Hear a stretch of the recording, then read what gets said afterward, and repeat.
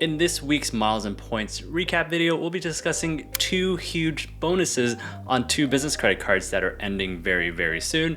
I'll also be sharing some tips on how to maximize your points for Lyft rides, along with some not so exciting updates on ANA's first class redemptions, Southwest Airlines' latest flight schedule release, and increased referral offers on the American Express Gold and Platinum. So if you're interested in maximizing your travel rewards and getting the most out of your credit cards, be sure to stick around until the end. We have a lot to go over, so I'm not gonna waste too much time here. Let's get started. First up, the 90,000 point bonuses that are ending soon.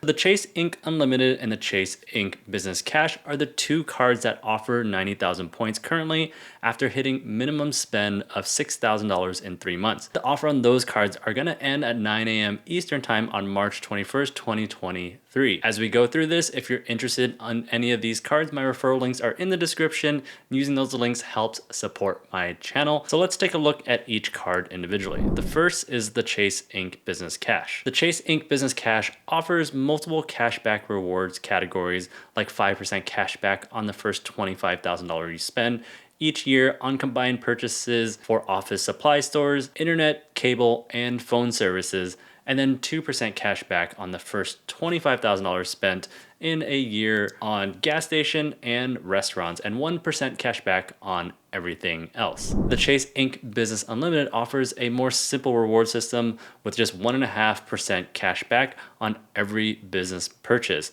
with no limits on the amount that you can earn. There isn't too much going on with the Chase Ink Business Unlimited, so it's a good card for all those miscellaneous business spends. And if you don't want to have to think about like different categories and all that stuff, the Chase Business Unlimited is a good choice. But the best part about both of these cards is that there's no annual fee. And so that means you can take advantage of the bonus points and the rewards program without having to pay any annual fees. Both cards are marketed as cashback cards, and so they'll say 5% or 1.5% cashback, but you actually earn that cashback in the form of Chase Ultimate Reward points. And the benefit of earning the cashback in the form of Chase Ultimate Reward points, you can move those points over to the Sapphire or the Ink Preferred card and then transfer them out to airline and hotel partners. And so with the Ink Business Cash and the Ink Business Unlimited, you're not able to transfer those points out. So keep that in mind. That's very important if you want to use your points for travel, which I'm assuming a lot of you do. And so you have to have a Chase Sapphire Preferred or Chase Sapphire Reserve or Ink Business Preferred to be able to transfer those points out to airline and hotel partners. So that's the two 90,000 point bonuses that are ending pretty soon here. Again, if you want to use my referral links, they'll be in the description, and check those out if you want to support the channel. Let's move on to the next topic, maximizing points for Lyft rides. So there are two ways to earn extra points on Lyft rides. The first way is linking your Lyft account to a loyalty program. For example, Hilton members can earn 3 times points on all Lyft rides and 2 times points on shared rides. Alaska Airlines members can earn 1 times points on Lyft rides, and Delta members can earn 1 times points on every ride in the US and 2 times points on rides at airports. And as of this week, you can link your Bilt account to Lyft as well. Even if you don't have the Bilt MasterCard, you can link your Lyft account to Bilt and earn 2 times points on all Lyft rides. This is particularly interesting because you can transfer Bilt points to different airlines like United, American Airlines, Air Canada, and some hotel programs like IHG and Hyatt. So that's the first part. The second part is choosing the card you pay your Lyft ride with. Some credit cards offer extra bonus points when paying for Lyft rides. For example, Sapphire Reserve cardholders can earn 10 times Chase Ultimate Reward points.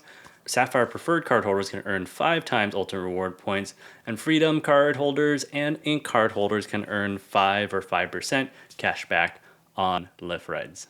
And as of this week, if you pay with the Bilt card, you'll earn 3 times points with the Bilt card. Mix and match based on whatever points you find the most valuable to you. Personally, I'm linking my Bilt account to my Lyft account and using my Bilt card to pay for my Lyft rides so that I can earn Bilt points that I can transfer to American Airlines and Hyatt. So let me know in the comments which ones you would pick. ANA first class redemption changes. If you're into miles and points and love redeeming points for premium cabins, you probably heard of ANA's first class. It's widely regarded as one of the best first class experiences in the world. And if you're a points enthusiast, you've probably heard that one of the best ways to book ANA First Class is through Virgin Atlantic's Flying Club program. For years, booking ANA First Class through Flying Club has been one of the best points redemptions out there if you can find the award space. Previously, first class round trip redemptions from the West Coast to Tokyo cost 110,000 points, and the Midwest or the East Coast to Tokyo in first class cost 120,000 points. However, as of March 7th, Virgin Atlantic increased these prices by up to 42% in some cases. First class round trip from the West Coast to Tokyo now costs 145,000 points, which is a 32% increase, while the Midwest or the East Coast to Tokyo in ANA First Class is now 170,000 points, which is a 42% increase. Yes, this is a significant jump in pricing, but in my opinion, it's still a good deal. Although not as good as it used to be, but it's still pretty good considering that the first class flight on ANA round trip is typically over $20,000. But the good news is that business class redemptions remain unchanged for now. Southwest flight scheduled open until the fall. Southwest Airlines has a unique approach to releasing flight schedules, setting it apart from the traditional airline. Rather than releasing flights 11 plus months in advance, Southwest releases flight schedules in batches every couple months. On March 9th, Southwest released another batch of flights that can be booked. Now travelers can book flights for travel through November 4th, 2023. Southwest is scheduled to release more flights on May 4th that can be booked through January 7th of 2024. So mark your calendars and be sure to book flights early, as booking early tends to be cheaper. If you book a flight now and the flight price drops in points or cash, you can always reprice it later and receive a points or flight credit for the difference in fare.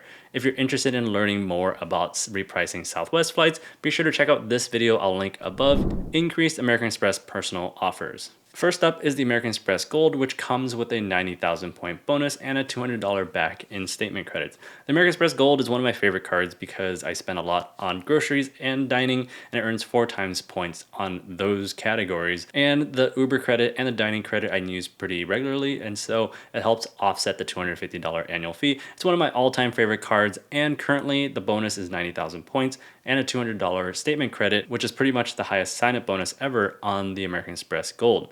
The other card is the American Express Platinum, which is currently offering a 150,000 point bonus and $200 back in statement credits. The American Express Platinum is great for lounge access. The annual fee is kind of high at $695. If you use all the credits that come with the card and all the perks and benefits, then you might find more value than the $695 annual fee that they're charging. Both of these bonuses are really great and can unlock a lot of travel experiences, but to access these offers, you'll need to use either a personal referral link or use a public link. I've included my referral link in the description below, so be sure to check it out to see if you're eligible for the elevated offer. Now, if you don't see the elevated offers in the links below, don't worry. You can try opening the link in a private or incognito window, connect to a VPN, or even try the link on your phone or computer. Different browsers and different devices might show different offers. After trying the link, leave a comment and let me know what you see. And if you don't see the elevated offers, don't give up. Go ask a friend or family member if they have a referral link